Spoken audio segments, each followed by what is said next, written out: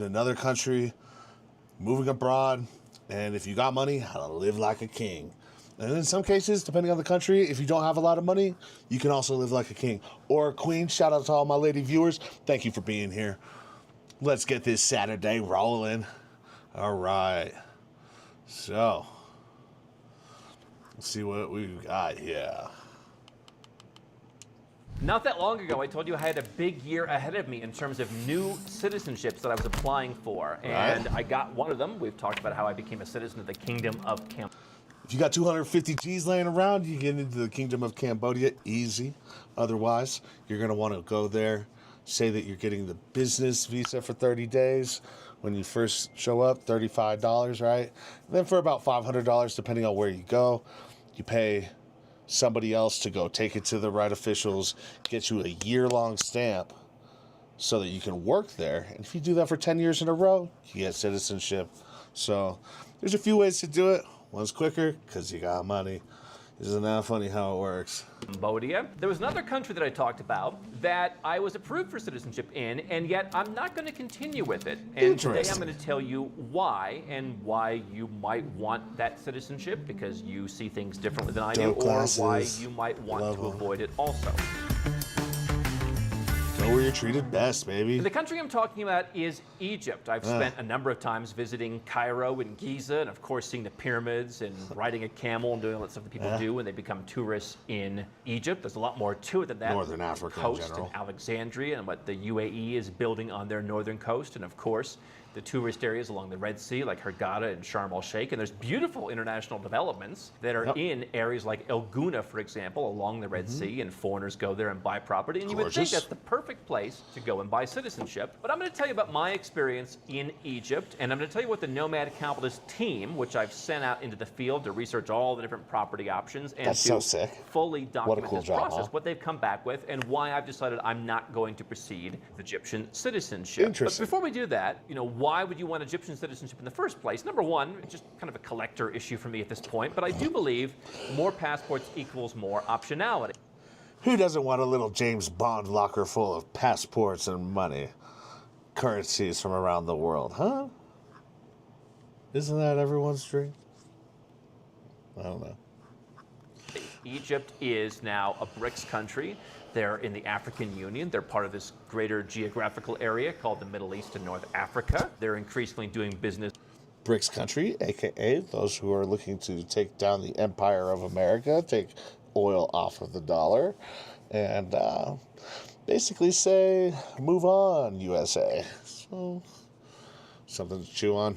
With the Gulf states, they're increasingly geopolitically important. And yes, they have their problems. And a lot of those problems are priced in. You have some of the cheapest real estate of any capital city in the world. You can go outside the main tourist areas of Cairo, and he's probably going to get to it, but like, people there, they're like playing Assassin's Creed in real life, yo. There's just a bunch of shit going down. Like, you want to dress as plain as possible in Egypt. You don't want to be walking around with all your tech out and like a bunch of fancy shit on, you know, throwing money around like an idiot.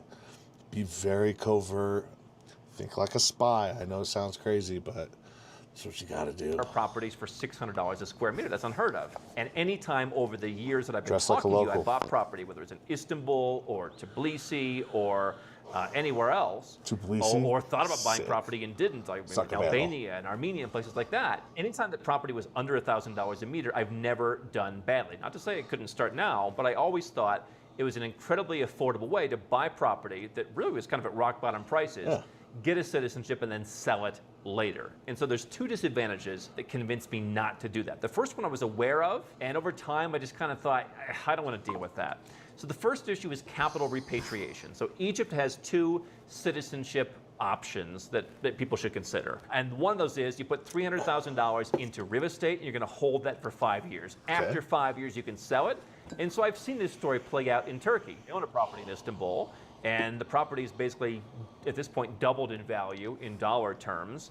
Had I rented it out, I could have added income on top of that capital appreciation. Sure, but not you never a know bad what they're deal gonna if you do wanted to to get a the place. passport in Turkey and hold on to that property for 3 or 4 or 5 years and then sell it. Pretty Yeah. good deal to get a free passport. For sure. And so I said to myself, It's a great Egypt deal. wouldn't be the worst place to do that as well. Yeah. The problem in Egypt is if you buy property in Cairo, for example, there's really, really cheap prices. You're generally going to buy it from a local. And so I spent time on the ground in Egypt looking at properties. I then sent the Nomad Capitalist team, as well as the real estate maestro, to go and look at properties there.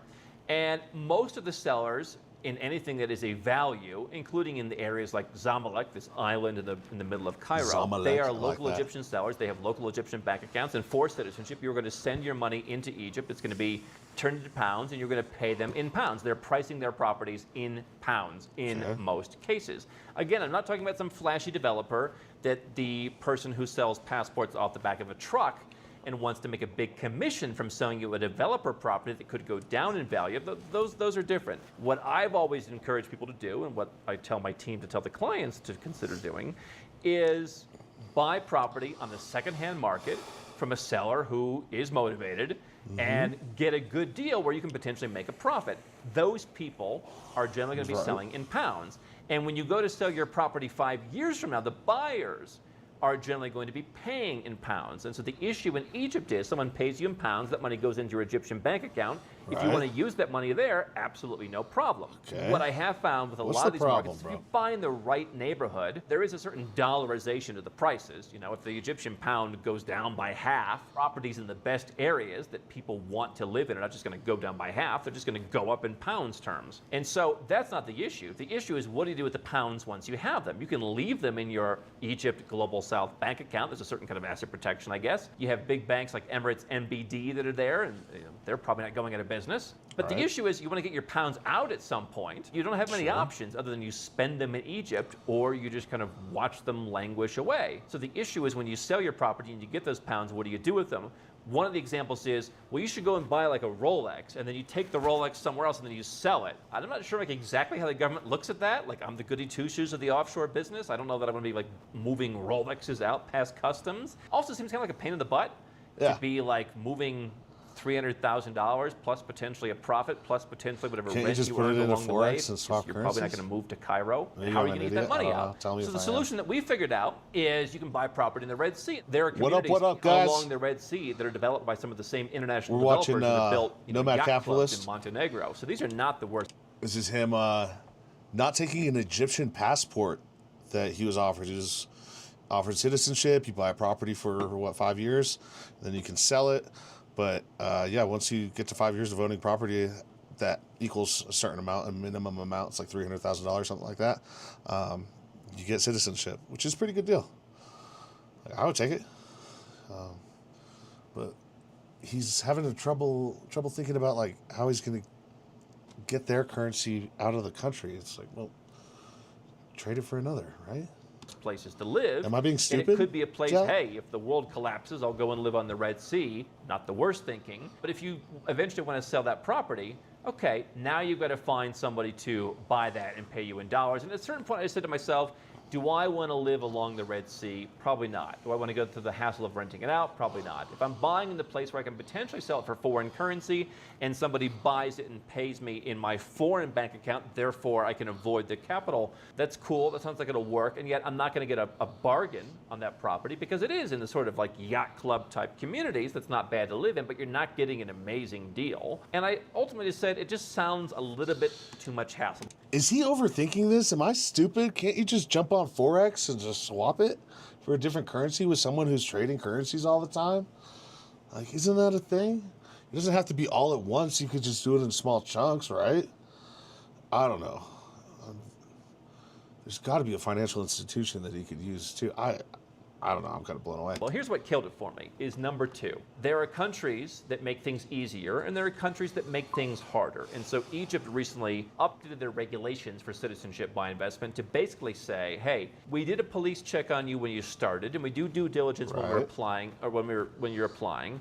But after that, we're going to add an additional police check. And it could take a couple of weeks. And so you can come and you can do the police check for a day or 2 or 3 or whatever it is. And then you can go home and then you can come back. But then you're kind of hoping like, all right, when I come back, are they going to be ready? Like, what if there was a mistake the first time? I'm not there to fix it. Like, just a lot of like bureaucratic muck and mud to push through. And then they're like, after that, yes, Egypt has mandatory military service. We have had Egyptian clients over the years who said, I need to get a second passport because if I have that, if I live somewhere overseas, I don't have to join the Egyptian military. They can keep my job or I can keep running my business. And so we've had Egyptians who've hired us for that reason. You know, totally reminded me of something when I was in Thailand. I ran into these 2 Russian guys, young guys too, and they didn't want to be on camera. I was rolling around with my camera, and I just started talking to them. They realized what I was doing. They asked me to delete it. I was like, I just won't post it. But they were there because, you know, there's a war going on, and they don't really want to take part in that. Makes a lot of sense. Like, a lot of these countries were mandatory conscription. Ooh, jeez. Egypt, like Turkey, understands if you're investing money to get citizenship, you don't want to like go and join the military. So yeah, sure, you can be exempted, except they'll tell you when they want you to come, and you'll show up, and it's gonna take a while, and maybe you can leave while they're working on it, but then you've got to again come back. And there seems to be, who knows entirely as bureaucracy is, but it seems to be kind of like, we'll call you when we're ready. These are new regulations. We don't have that many case studies yet. We'll call you when we're ready, and you better be ready.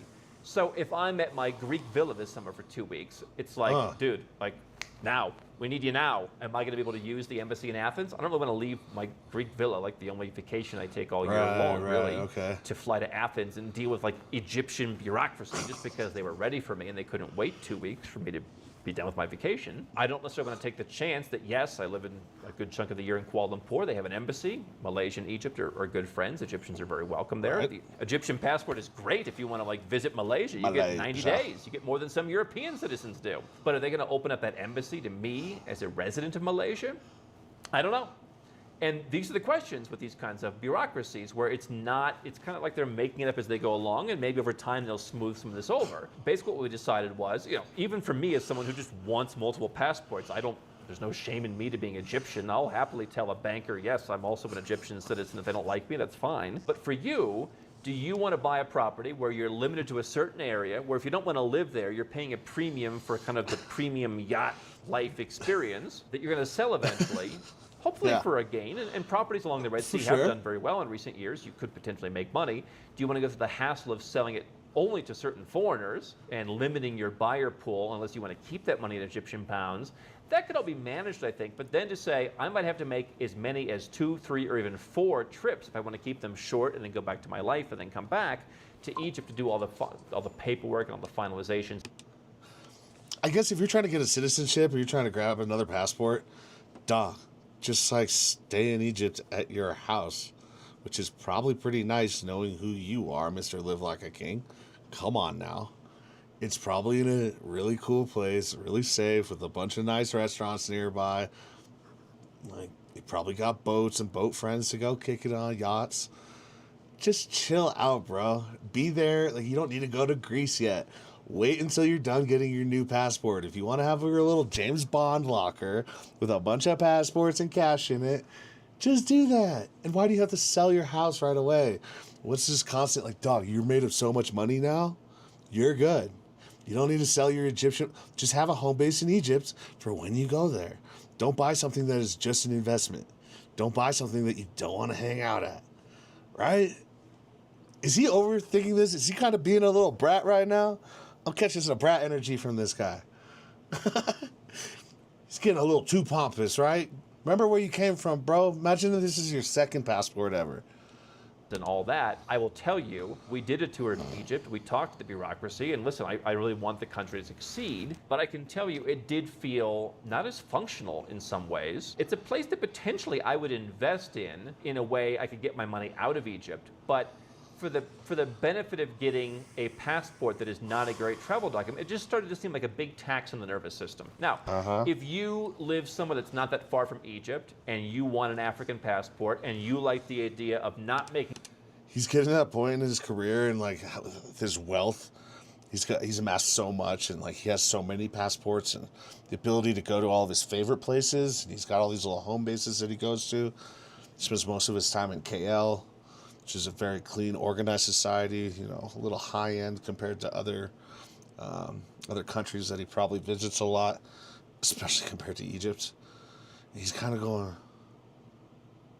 why am I doing this? What's the point? Do I get an award if I get the most passports? I don't know. I think he's reaching that point. A donation in Sao Tome and Principe, where they have a donation program, or potentially soon Botswana, where they have a donation program coming. And you think he's having trouble in Egypt right now? Wait until he goes to Botswana. That's all I'm going to say. Say, no.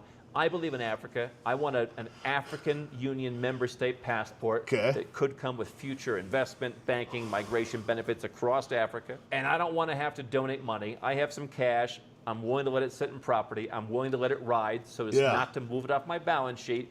And hey, I live close enough that I'm willing to get on a plane whenever they call me during this process. That's worth it for me. Hey, I don't live in multiple homes. I'm just living here in Italy, and I can get on a nonstop flight pretty easily.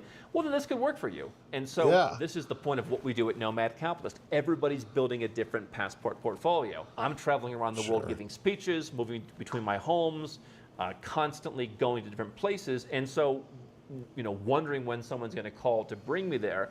I've ultimately decided to say, now that I'm in my 40s, that's not a tax I'm willing to pay for a passport that doesn't really add optionality in terms of where I can travel. I have an African passport. I'm obtaining other African passport or even passports potentially. Okay. So in my case, as someone with a deep passport portfolio, Egypt doesn't add the optionality that makes this worth it. I already own properties around the world. I don't really want to manage another one for the sake of having to go through extra work to do this. You might be different. Now, this is a similar issue we've seen in other countries, the Dominican Republic, for example. People talk about the Dominican Republic as this very fast place to get citizenship, and all you do is put some money in the bank, and it's, you know, lickety-split, you know, you're done, here's your passport. The DR has a better passport than Egypt. It's not as good as, let's say, a Caribbean citizenship by investment passport, but it's a good passport for traveling to certain parts of the world, and yet they do kind of the same thing. It's, hey, we'll call you when we're ready, and God only knows what that is in some cases. And so, if you live in Miami or somewhere in the United States and that's your life, and all you've got to do is bop down to the DR whenever they call, and you don't have anything on the schedule that could impair that, well, the DR is a passport that could be worth considering. If you're constantly traveling and moving around, it necessarily isn't. And so I think that, you know, Egypt being not that much more affordable than Turkey in terms of an investment, I think 95% or more of people should probably consider Turkey first and buying property there. Considering the marginal, you know, price difference that Turkey has, but the dramatic passport quality increase that you'll get. Egypt, to me, is now something for someone who wants specific access to Africa, doesn't want to make a donation, and has the time to travel there. So it's becoming more of a niche passport. You guys want to go to Egypt, like go see pyramids and stuff like that? Cool, like that's fine. If you really want to go to Africa and just chill out and have a real good time, go to Morocco. Those people are awesome. You will have a good time. It's not terribly expensive. It's still really raw in some parts, but totally upscale and sophisticated in others. Like, there's castles and stuff with huge walls like Aladdin, but then there's, you know, a guy with a bunch of goats walking across the street and, like, a donkey pulling a cart full of oranges. You know, it's like, oh, sweet. Yeah, and you can actually, like, do some cool import-export stuff there. And I don't know, I felt safe. I'm a big dude. Yeah, I don't know. I think you have more fun there than Egypt. Egypt's like, I don't know, I hear just horror story after horror story of like thieves and, you know, scammers. Just not a good time. And plus they're lying about who built those pyramids, right? Like Egypt versus this is seamless optionality. I hope Egypt considers making it a bit easier. It's one that I had hoped to add to my portfolio, but ultimately, once you have enough passports, you say to yourself, you know what, I'm going to put a tax on my nervous system first, and that's what I did. If you want to build your passport portfolio, you go to nomadcapitalist.com/apply. We help Not clients cheap. who want to do that, as well as you want to optimize your taxes. That plays into Just your read the book. passports as well. Go You where want you're to treated optimize best, asset or whatever it's protection. called. One thing I'm talking about is moving that's what he assets talks to the about. global south. I believe there's a strong case to be made for that. How do you put all those things? And that works in the States too. If you want to move to a different state, like go where you're treated best. Go where like there's kind people and jobs and opportunity and just a different pace of life than the one you're in right now. And just like, I don't know, find like your little niche in this world. That's ultimately what it's about. You know, if it's in another country, great. If it's somewhere else in the States or somewhere else in Europe, if you're out there, or even in Asia, you got to move countries over there, move different parts of the country. Do it. Test it. Especially if you're young. Go find like cool spots that you really like. Together to protect your assets, lower your taxes, and increase your optionality with residences and passports. Well, that's what we do. You go to nomadcapitalist.com/apply, and we offer that as one-stop shopping to our clients. You don't have to go anywhere else, and you don't have to hire someone who's in the business of selling you one passport and getting a fat commission on real estate. Right. That's not what we do. We keep commissions very, very low here. That's the principle that I've established. We're not getting 21% commissions selling you real estate and pushing you into one program. Amen, we actually amen. advise you on all the different options, and there's hundreds of different Yeah, if options you guys have out there money, across all these do different it. platforms. 'Cause I guarantee you Go to that wall down south, nomadcapitalist.com/apply and learn whether how you're on the we right can or left, help that wall's you, going to be because meant to everyone's keep gonna us need a in couple here, passports if you want not to keeping stay people safe in the coming years. from coming north, if you know what I mean. Peace out, guys. All right.